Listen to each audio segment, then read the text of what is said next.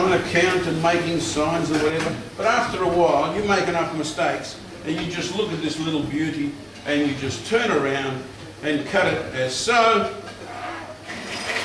Cut it as so.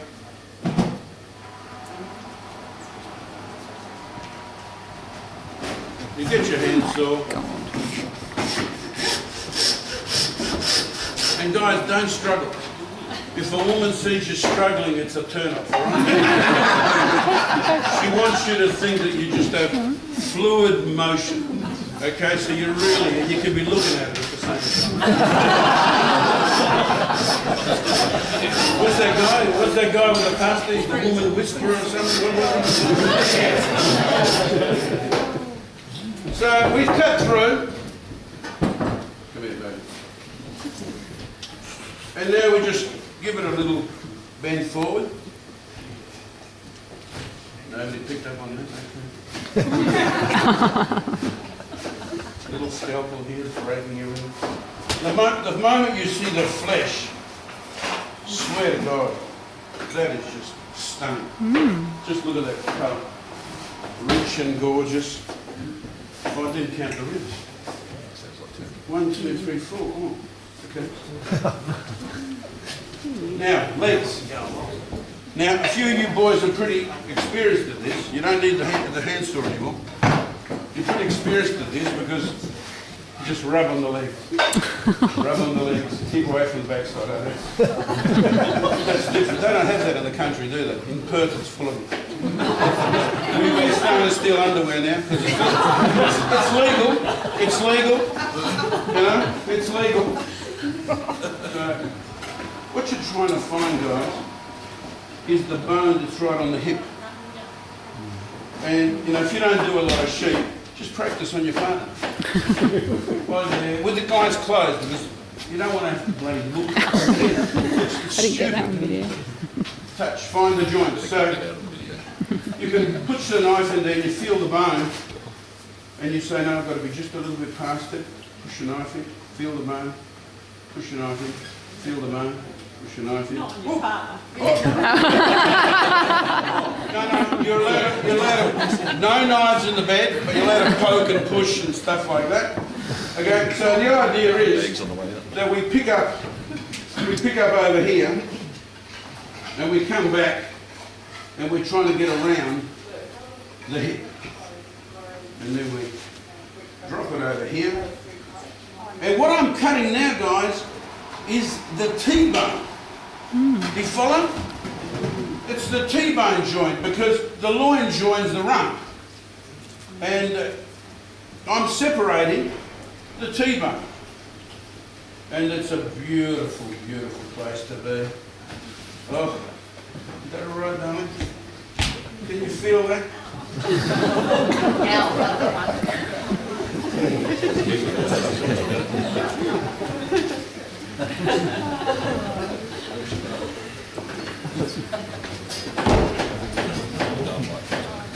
I'm not sure which way to attack this. I'll turn it around.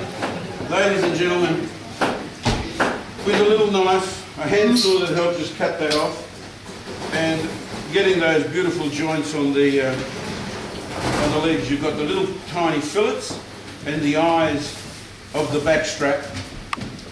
And normally in a butcher shop we'd run the bandsaw through that and turn this into a beautiful rack of lamb.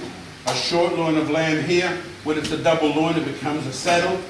And for Qantas we take off all this fat and we end up with an eye of meat with a little rib on it. And it breaks your heart, you know. Yeah. But they're paying for that these days, so bad luck. But the amount of times that us butchers take home all this bark, as we call it, and feel like paupers just living off the fat. Beautiful, absolutely beautiful.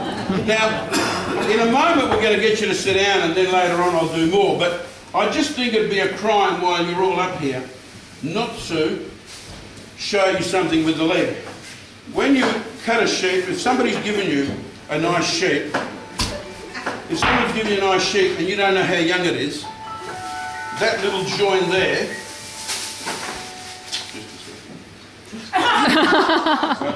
don't forget to send a sexy message to your wife. The trouble is, I've got no bloody bars, you know, no reception. I'll have a bar when I get home, that's for sure. But I can't even send her because I believe in foreplay, boys. I believe that before you leave a function and she's at home, I believe in texting her and getting her ready. So I'll have to do it when I'm halfway down the Great Northern Highway. Now, when we split the two legs, if they're fused together and you can't get through with your knife, that's an old mutton or a very old hogget, okay?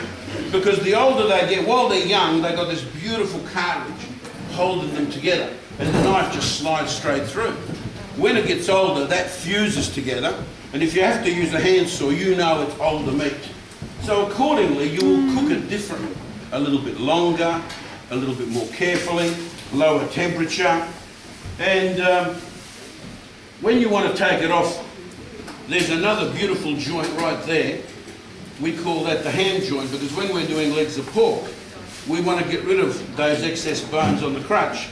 And when that's nice and tender, and I just went through it like butter, it means it's a beautiful young lamb. It is made, even though it's 30 kilos, we haven't weighed it, but she's a big one. Now let me tell you, grandmother's day, that was the roast. Everybody came, 10, 12, 15 people. You know, you do 25 with one of these, it's very heavy. But let me tell you what we do today. In Perth, they no longer have families, you know, they're lonely. Lonely people living by themselves or with somebody that feels like they're there and they shouldn't be because they can't find themselves and they want to find themselves. And to get together, and so many people have no food in the fridge because they don't want visitors. But remember, if you really love somebody, you cook for them. You cook for somebody you love, and you're going to be an absolute superstar. And what we do with it, we realised that nobody, back about 15 years ago, was buying big legs anymore. Grandma was sick and tired of cooking for them. She tried the KFC for a while, but they all started to drift away, and she went, shit, that's good. The bastards won't come back. So she says, I cook all those meals, and they all eat, take their stoves, and don't say nothing. Never bring me anything. Hey, Grandma, you cooking on Sunday? Yeah, what about some flowers? What about a box of champagne? What about something, for Christ's sake? People cook for you. That is the greatest gift on this earth. So we started to take off the bones on the chump, because a lot of you know the chump. The chump is the rump steak of lamb. And when you get that beautiful rump, now of course this is a slightly larger lamb, but in Perth these would be 500 grams. And whether you steak that and barbecue, which is stunning, whether you run your little scalpel over it like that and like that, and you get those wonderful diamond shapes so the spices go in, and you roast it skin up so that you get that lovely crackle on top. And that size is going to take you 45 minutes to an hour. But the little ones in Perth are going to take you 30 minutes. Get home from work, you throw it in the oven, you might have spiced it before you left in the morning. Anything with fat can handle that. Just don't put salt and pepper on something lean and expect to come home and not find that it's already half cooked. Salt cures, you know. But when it's got fat, I love to spice it, a bit of garlic, a bit of rosemary, put it in a plastic bag in the fridge, come home at night, chuck it in the oven, make sure the oven's been on for 15 or 20 minutes. Okay, go and have a shower. Because girls love it when you smell nice. I'm looking at you. As a matter of fact, they love it when you just don't smell. Okay? And you come out of the shower, you make a quick salad, you put it on the table, and I swear to God, you just have a look at her eyes when she walks in. The first thing she smells is the lamb. The second thing she sees is you. Now, we did a lot of short legs, but what we're famous for now, butchers are, is for turning this leg into what's called an easy carve. A lot of you know that exists these days. It's extremely popular. And the reason it's easy carve is because we took the bloody bone out. And the diehards go, what a load of bullshit. You know, all that gorgeous bone, the flavour. But honest to God, when you start realising how small the families are, how little time they've got, thank God they're eating meat. You know how long it takes to bloody steam some zucchini? See the shape of it? Please, no. So, look, that's a big easy carve. That's a big easy carve. Normally what we would do is we would French the shank.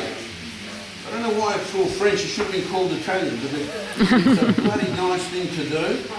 And what we do is we take off a little bit of the meat when we're not selling the shank, and we would, all these bits, all these bones, save them for stock, butter the dog, then just give him an allowance each week and get him to go to the pit shop.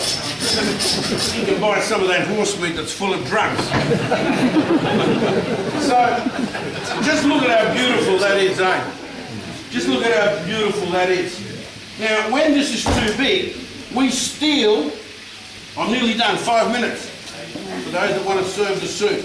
When we want to make it a bit smaller, we steal the round, the knuckle, whatever they want to call it. This is a delight. Whether you want to cut it for steaks, for schnitzel, as a mini roast, again, 30 to 50 minutes according to its size. Because this has got no fat, I wouldn't spice it in the morning. But I would spice as soon as I come home, and I'd throw it into a frying pan with some good virgin olive oil to remind me of the old days, and I just roll it around in the heat, getting lots of nice crust to create flavour. And then I throw it in the oven for 30 or 40 minutes, and you can have a pink, a little bit overdone is great. Here, I'd squash in some stuffing, wrap the skin that I've saved around, and there's the traditional easy carve leg. Okay, lucky last before you go to sit down. It's still too big, and it's about the, it's around about, let me just think about the dates. It's around about the 14th of February. It's about the 14th of February. So, you've gone to your butcher, you said the leg of lamb's too big, I want to buy it.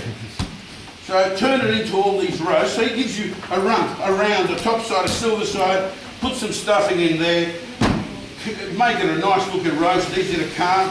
Take off the shank. Take off the shank and just cook that, or save this.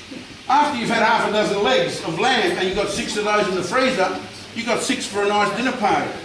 And if this silver side, if you took off the waste and you pickled it, and you had corned lamb silver side, cooked in ginger beer, Jesus Christ. But the trouble is you're horny, so you don't want to worry about bloody this and bloody that. All you want to worry about is you want a roast that reminds her of something, and you look at this and say, oh, it's too big for the two of us, so you're going to take a bit off. And it's Valentine's Day, so when she comes home, darling, I'm cooking a lover's roast for two.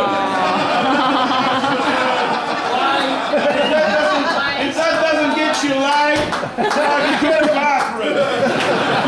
Ladies and gentlemen, please sit down to have your soup. I'll be showing you what I'll do with the shoulders and the loins later. It's been a pleasure to come up here, to be invited and to be treated like a king.